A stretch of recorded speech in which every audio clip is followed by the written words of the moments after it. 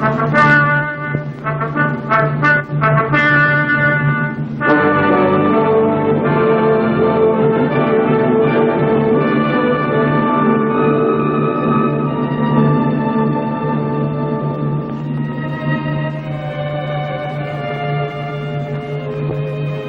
bleak, ominous dawn greeted the vast armada standing off the shores of Iwo Jima in February 1945.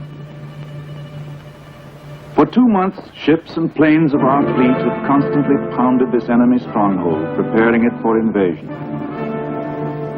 Swinging off the transport decks, the 4th and 5th Divisions of the United States Marines headed for the beaches.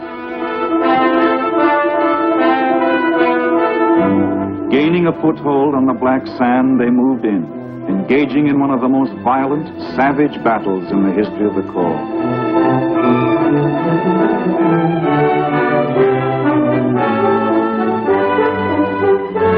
On the 5th day of battle, a small group of men from Combat Team 28 scaled the heights of Mount Suribachi and there planted the Stars and Stripes.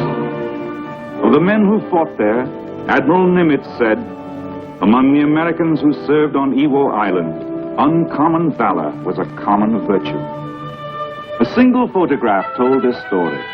Born of battle, it fired the imagination of all America, for it expressed the unity, drive, and determination of the people, a symbol of American courage.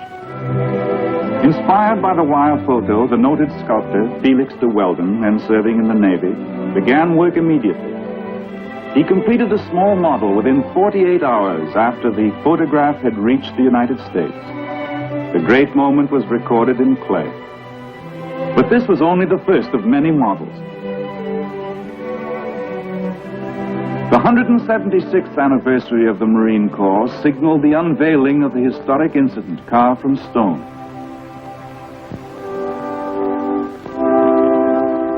Almighty and eternal God, we invoke thy divine presence here among us, that we may dedicate this statue to the memory of men who have died for our country, and that we may rededicate our lives to the ideals and principles of our country and its freedoms, and consecrate our lives to its service, and to thee, our Lord. Amen. For this statue, de Weldon was able to use living models. 3 of the men who had actually raised the flag, the others had given their lives for their country.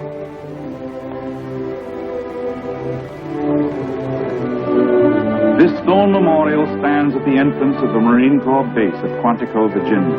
This was a great achievement, but de Weldon was not satisfied. Carefully, he measured his model. Inspired, he sought to give it a sweeping magnitude. He envisioned a monument which would preserve and encompass the spirit and thrill the heart of the nation. He visualized a gigantic memorial which would rise to majestic heights, commemorating forever the unsurpassed gallantry of the Marines and the Navy corpsmen who raised the flag. It would be the spirit of all Marines from Tripoli and Chapultepec, from Belleau Woods, and back across the Pacific from Wake Island to Japan. A memorial to the heroic gallantry of all our fighting men. One to leave no doubt in the minds of our enemies that we are determined to keep our freedoms. Here was a challenge.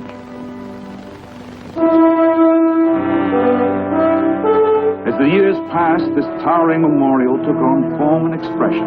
The feel, the drive, the thrust and power of the smaller statue was achieved in one 64 times greater.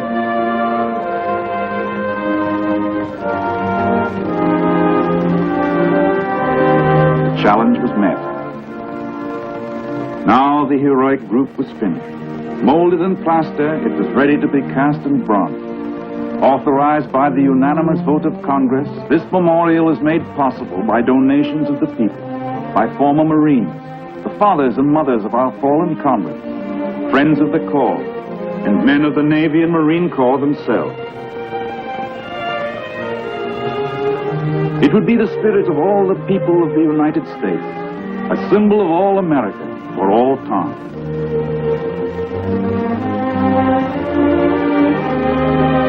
The 6 men who raised the flag were typical Americans. There are their faces. Private First Class Ira Hayes, USMC.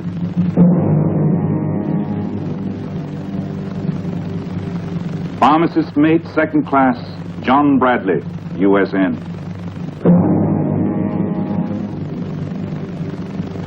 Corporal Rene Gagnon, USMC.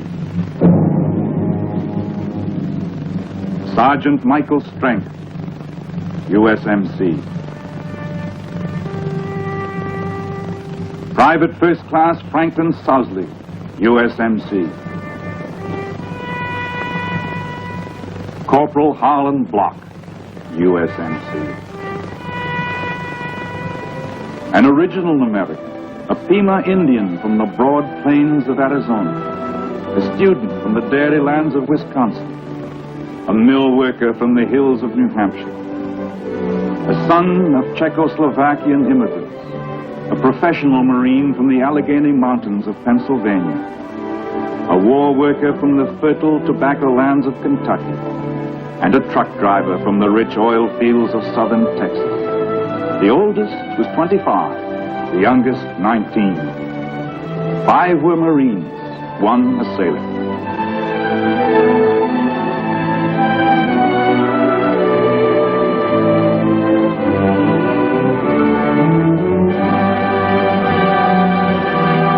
The great moment lives, an eternal shrine to valor. In this memorial lives again the courageous spirit which makes America great.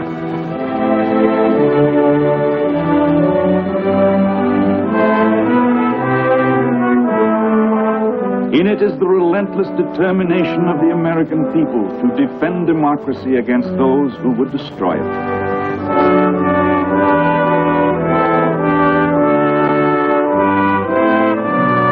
This inspired monument is a tribute to the indomitable courage of our fighting men and a manifestation of their faith in America. This really happened, one of the most dramatic incidents of any war, vibrant, perpetuated in bronze in our nation's capital, enduring for posterity. This is you. And you. And you. Silent, yet it will speak. Speak a universal tongue of the past, the present, and for the future. A symbol of a great nation, a symbol of a great people. Uncommon valor, a common virtue.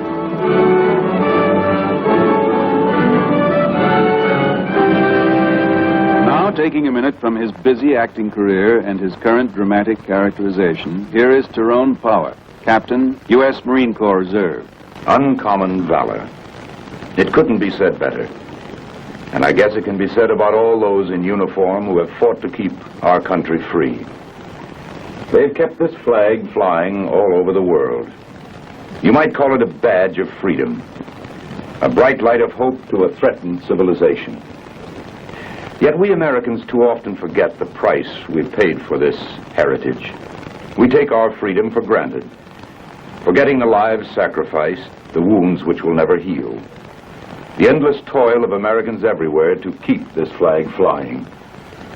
This is a job which will never be finished, work which must continue, if we are to maintain and keep this freedom. We must build a strong and impregnable America. Now, we all can't wear a uniform and fight when this freedom is challenged, but we can build a strong and determined America to stop those who would destroy this democracy. If you were given the opportunity to prove your faith in America, wouldn't you be glad to buy a share of the future? Well, you can. United States saving bonds are shares of freedom, shares in democracy, gilt-edged shares of the ideals and principles which make these United States what they are today and what they will be tomorrow. The determination to maintain this freedom by investing in it is a challenge to every American, young and old. Ask your banker, or your employer, or your teacher. I know they will be glad to help you work out a plan to save with savings bonds. Thank you very much.